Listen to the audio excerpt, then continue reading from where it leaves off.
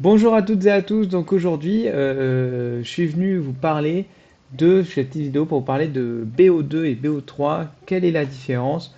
Comment vous allez vous adapter à ces deux formats dans l'Orcana en fonction de ce que si vous faites, par exemple, principalement les formats style BO2 comme on va dire l'Orcana Challenge, donc Borum qui vient d'être passé ou Bologne qui arrive le mois prochain ou même Birmingham et ou alors en comparaison avec par exemple les tournois Ursula, les championnats Ursula que vous êtes sûrement en train de faire régulièrement ces week-ends parce que ça a commencé depuis début juillet et ça terminera fin juillet. Alors, ces deux formats chacun leurs avantages et leurs intérêts. Je ne vais pas discuter ici de savoir si c'est bien ou pas bien. Franchement, à partir du moment où ça existe, moi je veux discuter enfin, je veux vous présenter mon avis sur qu'est-ce que ça va changer dans la méta, qu'est-ce que ça peut changer dans vos choix de deck et comment il faut voir cette différence. Alors, il y a quelques petits points.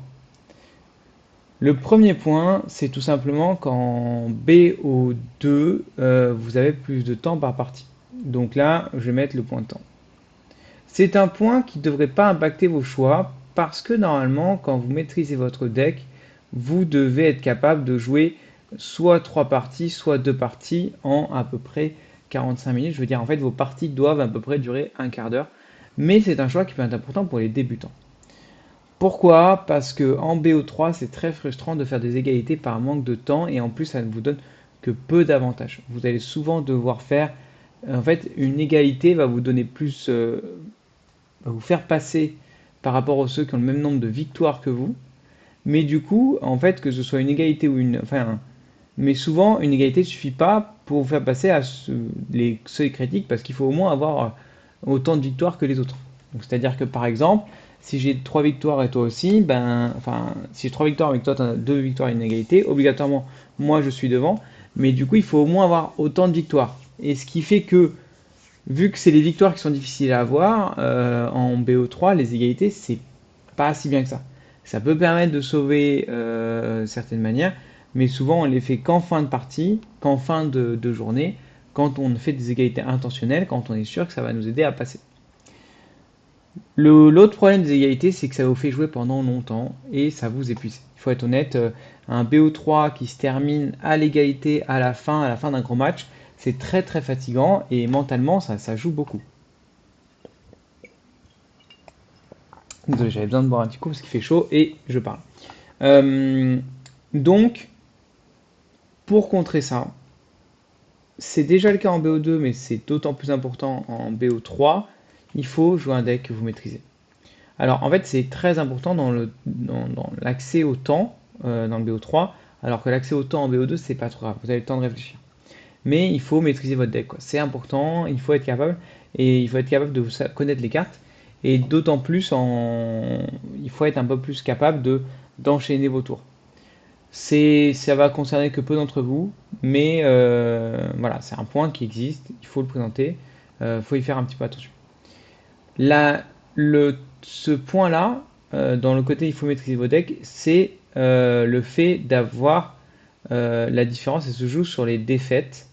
C'est-à-dire que ici, en BO2, vous n'avez pas le droit de perdre une game. Je m'explique. Ici, donc là, on va dire qu'on n'a pas le droit, alors que ici, on peut à peu près. En fait, en BO2, chaque partie que vous allez perdre va obligatoirement impacter votre score final. Alors qu'en BO3, c'est pas le cas. Cette différence-là va amener l'importance d'avoir un deck stable. Donc je vais m'expliquer, c'est un des points que je trouve le plus important et qui va ensuite. Donc je vais commencer par expliquer les points un par un et ensuite on va voir comment ces points s'adaptent à la méta et donc quel deck ça peut avantager ou pas. Donc là, on veut un deck qui est stable parce que en fait, du coup, si on joue plus particulièrement si on joue en BO2, parce qu'en BO2, si notre, je donne un exemple. Si notre deck à un moment a une capacité de faire une sortie, notamment à cause des non ancrables, qui fait qu'on ne peut pas jouer. On a automatiquement perdu, on n'a pas nos cartes clés, on a trop de non ancrables. En BO3, on aura le droit de faire ça au moins une fois dans la journée. Parce que derrière, c'est pas parce qu'on perd notre premier match qu'on ne peut pas gagner les deux suivants et donc n'avoir que notre défaite n'ait aucun impact sur notre score final. En BO2, vous n'avez pas le droit. En BO2, chaque partie est importante. Si vous perdez une partie, ben, au maximum, vous ferez une égalité. Et donc, ce ne sera plus une victoire. Donc, en BO2, chaque partie est importante. Donc, on va essayer d'éviter les decks qui s'auto-détruisent, des decks qui font des mauvaises performances quand on va travailler sur du BO2, alors que sur du BO3, c'est un peu moins grave si le fait que le deck soit un peu risqué lui permet d'atteindre vraiment des hauts sommets. Donc, du coup, c'est beaucoup plus important d'être stable en BO2 qu'en BO3. Troisième chose, c'est la connaissance du deck. Je vais mettre l'information, l'info. En BO2, la moitié du temps, quand vous allez jouer, vous n'allez pas avoir d'infos. Alors qu'en BO3, c'est l'inverse, c'est 2 tiers du temps, vous allez avoir l'info. Pourquoi? Enfin, pourquoi on comprend tout, c'est le fonctionnement des BO. Mais en quoi ça va impacter votre gameplay et vos choix de deck? C'est-à-dire qu'un deck qui va avoir un plan de jeu peu dépendant de ses match-ups, donc par exemple un deck très aggro par exemple, donc qui va chercher un mulligan qui est complètement similaire peu importe le deck en face, va mieux s'en sortir en BO2 parce qu'il n'aura pas besoin de connaître le deck adverse pour s'adapter. Alors qu'en BO3, si à l'inverse vous jouez un deck qui peut s'adapter à tout mais faut-il encore le savoir, vous avez plus de chances de vous adapter en BO3 car la première, ok, vous allez peut-être avoir du mal à vous adapter, mais vous allez avoir encore 2 parties après sur lesquels vous allez avoir la connaissance du jeu de votre adversaire, donc vous allez pouvoir favoriser votre mulligan correctement par rapport à l'adversaire, par rapport à son deck. Il y a des decks qui utilisent cette information fortement parce que ils ont beaucoup de cartes qui sont dans le deck pour telle ou telle raison, pour tel ou tel match-up. À l'inverse, il y a des decks qui de toute façon jouent un peu toujours de la même façon tout le temps et donc qui, peu importe la formation, vont chercher les mêmes choses et donc ils sont peut-être un peu meilleurs en BO3, en BO2. En fait, c'est pas qu'ils sont meilleurs, c'est surtout que en BO3, ceux qui ont besoin de l'information vont avoir un avantage supplémentaire parce que cet avantage d'information, ils vont plus l'utiliser que eux. Donc ils vont se retrouver juste au même, ils sont pas meilleurs en BO3, mais c'est juste que les autres vont peut-être avoir une capacité d'adaptation qui va vraiment impacter leur capacité de gagner, alors que eux cette capacité d'adaptation, ils vont peut-être pas l'utiliser, et donc ça va peut-être pas changer leur capacité de gagner, leur pourcentage de victoire. Donc ça, c'est aussi un second point qui est très important, c'est en BO2, vous allez ne pas connaître vos adversaires la moitié du temps, et donc ça peut être vraiment dangereux, il faut savoir avoir des decks qui sont cette fois pas stables dans la capacité d'ancrer et de jouer, mais stables face à la méta. C'est-à-dire il faut des decks en BO2 qui sont capables de répondre un peu à tout, alors que, en tout cas, qui sont capables, vous allez être capable de jouer sans connaître le deck de votre adversaire, alors qu'en BO3, c'est un peu moins important, parce qu'en fait, même si vous ne connaissez pas le deck de votre adversaire et que votre première partie est moins bien, vous en avez 2 autres pour rattraper. Pour moi, c'est les points les plus importants. Donc, si on reprend ces points-là, donc principalement les 2 seconds, on va essayer de classer les decks par rapport à ces points-là. Alors, je vais laisser hop, la séparation. Donc l'objectif c'est de voir comment chaque deck de la méta, donc je vais en prendre 4 ou 5 je pense, les 4 ou 5 tiers 1, vont réagir et comment du coup on va plutôt les classer à droite ou à gauche. Premièrement, je vais faire le deck qui a fini premier à Lille, on va prendre je vais prendre un gros pinceau, hop, on va prendre le rouge-violet. Le rouge-violet est un deck qui a un peu de tout, qui a la capacité de combo, parce qu'on est tous conscients que le rouge-violet peut être capable de dire bah tiens, j'ai mon tour 1, Tchernabog, tour 2, Flynn, tour 3, Sissou, tour 4, Château, qui fait un gros combo. Mais surtout, il a des réponses un peu à tout. L'avantage de ce deck-là, c'est qu'il peut répondre à tous les match-ups. Contre certains match-ups, on sait qu'il doit être agressif. Contre d'autres, on sait qu'il doit être contrôle. Et il est capable de faire un peu les deux en fonction des cartes que vous allez jouer. Est-ce que vous allez jouer Sissou? Est-ce que vous allez jouer Maléfique? Est-ce qu'au tour 4, vous allez jouer un Merlin Lapin pour essayer de jouer à long terme sur le contrôle? Ou est-ce que vous allez partir en gros et jouer une chèvre, par exemple, qui est difficile à tuer actuellement dans la méta? Ces plays qui s'adaptent donnent un peu plus envie de dire ah tiens, ce deck-là est un peu meilleur quand il connaît le match-up parce qu'il peut adapter son mulligan. En revanche, dans une question de stabilité, il est stable à peu près tout le temps. C'est un deck qui a pas trop, beaucoup de non, pas énormément de non ancrables, il y en a en a entre 15 et 17, ce qui est déjà un beau score, mais ce qui ne dit pas c'est une condition pour gagner. Et l'avantage aussi, c'est qu'il n'a pas de carte nécessaire spécifique pour gagner, et donc il n'a pas de sortie nécessaire absolument pour gagner, contrairement à d'autres decks comme Bucky. Donc pour moi, ce deck est un deck qui est très fort, plutôt en BO3. Il sait s'adapter une fois qu'il connaît le match-up, il est stable, enfin, dans tous les cas il est stable, donc ça le permet de, on va dire que c'est pas un désavantage, mais dans tous les cas il est stable, mais c'est surtout, voilà, il est capable de s'adapter, il n'a pas de sortie extrêmement forte, mais il n'a pas de sortie non plus extrêmement mauvaise. Sortie extrêmement forte, c'est plutôt un avantage pour BO3, parce qu'on va essayer de dire, bah tiens, vu que j'ai pas de sortie extrêmement forte, vu que j'ai pas de sortie extrêmement forte, j'ai préféré avoir le moins de parties possible, parce que sinon je vais rencontrer des gens qui peuvent, eux, avoir des sorties extrêmement fortes. Mais bon, c'est finalement le côté stable. Bon, alors c'est un deck qui marche bien dans les deux formats, hein, mais le côté aussi, je m'adapte vraiment, ça peut être très très très intéressant parce qu'en fait, quand on commence à jouer rouge-violet, on sait qu'on va pas jouer du tout de la même manière si on joue contre un Bucky, si on joue contre un bleu-rouge ou si on joue contre un bleu-gris. Et donc le fait de s'adapter dès le début, c'est trop bien en BO3 quoi. C'est trop trop bien. En plus de ça, c'est un deck qui n'est pas non. En BO3, on peut avoir le cas où on doit faire des parties, plusieurs parties où on commence pas, et c'est un deck qui, quand il commence pas, peut quand même jouer. Donc ça peut être aussi un avantage que pour ce deck, c'est-à-dire qu'il est capable de gagner des games où il commence pas. Et donc quand on perd le toss en BO3, il en est capable. Donc ça, c'est bien parce qu'il peut remonter. En fait, surtout, on peut le mettre en BO3 parce qu'il peut remonter des games où il commence pas. Ensuite, par exemple, le très populaire vert-gris. Pour moi, vert-gris est un deck que j'ai préféré mettre en BO2. Pourquoi? Parce que vert-gris est un deck qui fonctionne sur l'archétype de Défausse, qui est facilement contrable, et qui fonctionne sur deux cartes clés qui sont Bucky et Diablo. Le fait de fonctionner sur des cartes très spécifiques et sur un gameplay très spécifique fait que si votre adversaire sait que vous jouez vert-gris, il va vraiment avoir plus de chances de vous contrer. Il va changer sa manière de jouer, il va s'adapter à votre deck et votre manière de gagner très spécifique. Et donc, vous avez l'avantage si vous avez le plus de parties dans lesquelles votre adversaire ne sait pas ce que vous jouez. En plus de ça, c'est un deck qui, franchement, fait toujours la même chose. Peu importe contre quoi vous jouez, lui, il n'en a rien à fichtre. Ce qu'il veut, c'est Bucky, Diablo. C'est tout. Donc c'est un deck qui a pas besoin de l'information pour être fort. Il a plutôt besoin que personne ne le connaisse pour vraiment avoir une partie où il surprend et où il est capable de vraiment faire des combos en étant difficilement gérable. Donc c'est plus un deck de BO2. Ça ne veut pas dire que c'est pas bon en BO3, mais vraiment il tire son épingle du jeu en BO2. Dans ce système-là, on a aussi le bleu-gris, pour des raisons complètement différentes.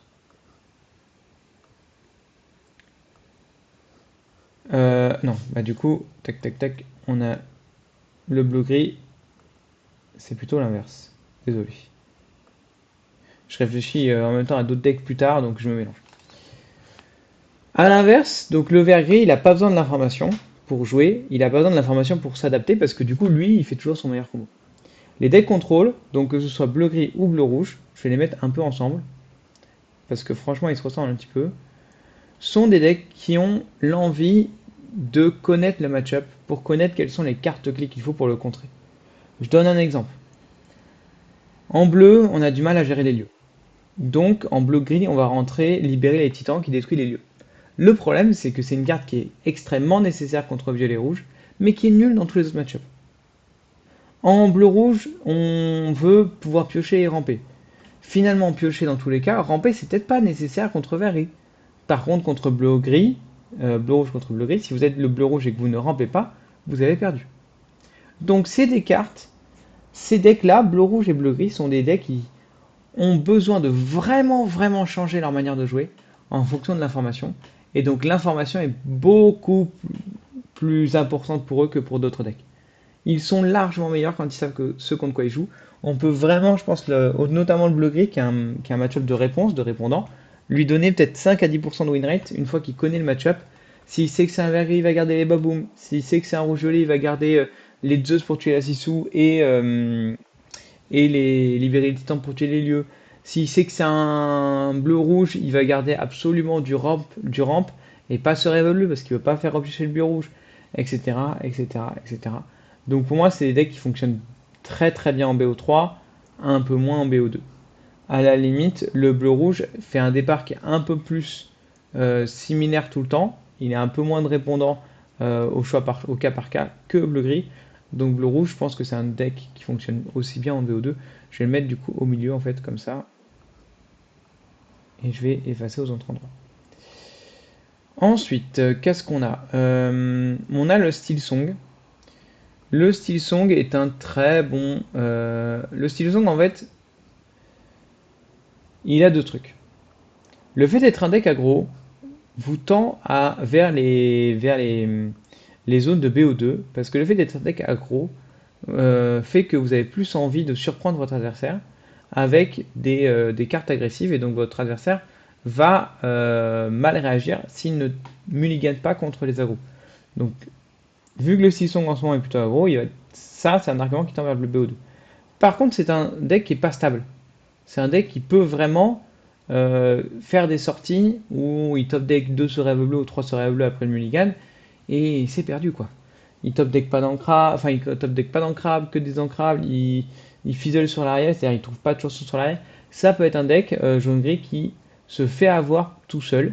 Et donc plus on lui laisse de chances de tenter son mulligan, enfin de tenter son gameplay, mieux c'est pour lui. C'est pourquoi moi je pense que c'est plus un deck de BO3. Mais il y en a qui peuvent penser complètement l'inverse. Donc c'est à vous de voir. Ce qui est sûr, c'est que l'avantage, c'est qu'en BO3, on peut dire je perds ma game tout seul, c'est pas grave parce que je peux continuer à jouer quoi. Et ça, c'est trop trop bien. Violet vert, par contre, lui, est un deck agressif qui, à l'inverse de Steel Song, est un deck qui n'est pas si peu stable que ça, qui est plutôt stable avec la capacité violet. Et donc pour moi, c'est largement un deck de BO2, c'est trop bien. La première partie, vous allez surprendre votre adversaire en étant agressif, et souvent votre adversaire va se faire avoir qu'il commence ou qu'il commence pas. Donc la deuxième partie, ben, c'est la seule vraie partie où vous allez commencer votre adversaire. C'est ce que vous jouez, votre adversaire va essayer de vous respecter, va essayer de gérer vos créatures. Mais du coup, vous avez déjà gagné la moitié du round, quoi. Désolé. Pouf, le retour de Borom était très fatigant. Donc pour moi, dans tous les cas, quoi que vous ayez envie d'utiliser, jouez un deck que vous allez jouer. Tous ces decks-là sont plus compliqués que ce qu'ils n'y paraissent, notamment le bleu rouge et le vert gris. En discutant avec des joueurs de la team, en voyant les niveaux, etc., je vous garantis que la plupart des joueurs qui jouent ces decks-là ne réalisent pas qu'ils peuvent largement optimiser leur gameplay et largement s'améliorer. Donc, jouez un deck avec lequel vous avez envie de vous entraîner, avec lequel vous avez envie de monter, avec lequel vous avez envie de faire des parties pour trouver des mini-solutions, pour essayer de devenir un des meilleurs joueurs de ce deck-là. Ensuite, si vous jouez en BO3, donc pour les Ursula, pour moi, les meilleurs sont bleu-gris ou violet-rouge. Je vais être honnête. J'adore violet-rouge parce que c'est super stable et que c'est un de mes decks préférés et c'est un deck qui se débrouille très bien à tout moment de la partie. Il y a toujours un truc à faire, il y a toujours un truc à réfléchir. J'aime beaucoup aussi bleu-gris, que j'ai beaucoup train pendant 2 semaines après bleu-rouge, parce que c'est un deck qui s'adapte à tout, et que quand vous avez la connaissance du deck en face, c'est trop bien. Vous êtes capable de rouler sur vert gris, de rouler sur vert violet, d'être correct contre bleu-rouge si vous connaissez votre adversaire, de rouler sur Silksong, et votre pire match-up, c'est principalement le violet-rouge, mais quand vous le connaissez, pareil, on peut garder des anti-lieux, on peut garder des anti-sissous, c'est possible, surtout que maintenant ils jouent moins agressif les violets rouges, ce qui vous permet de un peu plus souvent avoir des chances. Donc voilà, ça c'est mes deux conseils en BO3. En BO2, je pense que vert gris est toujours excellent. C'est un des meilleurs decks de la méta. La plupart des joueurs qui le jouent, vous êtes nombreux à le jouer, pas nombreux à le maîtriser à 100%.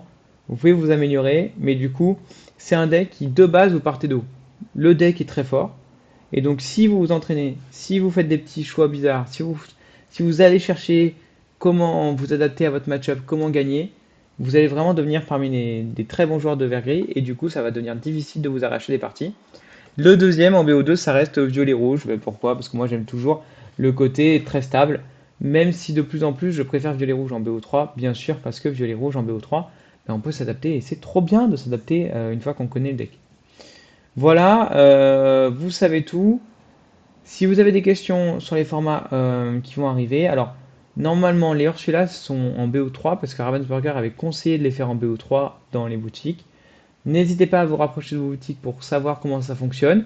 En général, c'est du BO3, c'est-à-dire que vous allez faire, quand vous rencontrez votre adversaire, vous allez faire, c'est le premier à deux victoires qui gagne la round, qui gagne le match.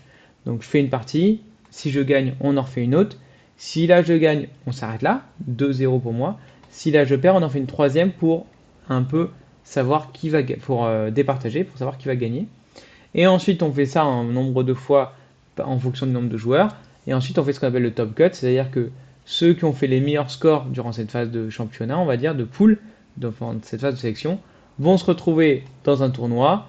Souvent c'est un top 8 ou un top 4 et faire des matchs adversaire 1 contre adversaire 2, éliminatoire, celui qui perd s'en va, celui qui gagne passe à l'étape suivante.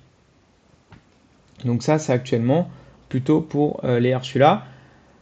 Franchement, allez faire des Ursula. Franchement, c'est trop bien. Je vous conseille si vous êtes. Alors, il y a des Ursula, des tournois Ursula qui se font avec plus de 60 joueurs dans certaines grandes villes. Ça s'adresse plutôt aux joueurs compétitifs. Mais sinon, s'il y a moins de 20 joueurs, allez-y pour le fun. C'est trop bien. Franchement, sur un malentendu, vous pouvez arracher un top 4 et gagner une carte qui est Ursula qui va valoir entre 150 et 200 euros. Donc, vous allez rencontrer des joueurs. Ça valorise les boutiques. Les boutiques sont très contents d'avoir des gens qui viennent jouer lors des Ursula parce que c'est des produits qui sont donnés gratuitement par Ravensburger. Les boutiques peuvent en profiter pour attirer des gens, pour organiser des tournois, pour faire découvrir les lieux, etc. Allez-y, il n'y a aucune raison de ne pas y aller pour s'amuser. Au pire, vous y allez avec zéro ambition. En général, c'est des tournois qui sont pas trop chers. Et vous y allez, c'est pas grave. Vous allez vous faire rouler dessus, mais c'est pas grave. Vous allez vous amuser, prenez votre deck. C'est trop bien. Franchement, c'est trop bien que ça existe dans leur canard. Ça permet de faire du compétitif en local, d'avoir des vrais lots qui ont de la valeur dans votre boutique à côté de chez vous. Si jamais votre boutique à côté de chez vous, vous savez qu'il y a des joueurs de l'Arcana qui y vont, mais que vous n'avez pas entendu parler des tournois Ursula, etc., appelez-les. La plupart, maintenant en ce moment, la plupart des week-ends, c'est plein, mais appelez-les comme ça, vous le saurez pour la prochaine fois. Ah oui, telle boutique organise, mais là c'était plein, mais comme ça, dans 3 mois, quand ils referont à nouveau, eh ben, je leur en rappellerai plus tôt et je leur demanderai est-ce que vous avez des places, etc. etc. Voilà, quoi d'autre? Je pense que c'est tout. J'espère, moi je vais faire 4 tournois Ursula. J'espère, alors, ma petite ambition c'est au moins de gagner une fois une carte, ce serait bien. Ma grande ambition c'est de gagner 2 fois la carte Ursula, donc faire 2 fois top 4, et de faire une fois top 1 pour avoir le tapis champion, que celui-là je garderai, que j'aime beaucoup, que je trouve assez stylé, donc celui-là je le garderai pour jouer. Voilà, c'est ça mon ambition, j'en ai un ce week-end, 2 week-ends d'après, le dernier week-end je crois. Mais voilà, je vous souhaite bonne chance. Demain, on sera posté une vidéo sur bleu-gris.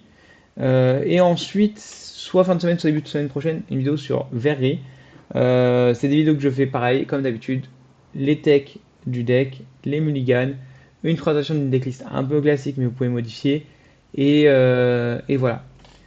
N'hésitez pas à commenter, n'hésitez pas à liker, je lis vos commentaires, je suis à chaque fois trop content qu'on m'envoie des messages sur Discord, sur Insta, ça me fait vraiment plaisir, ou sur YouTube ou en commentaire.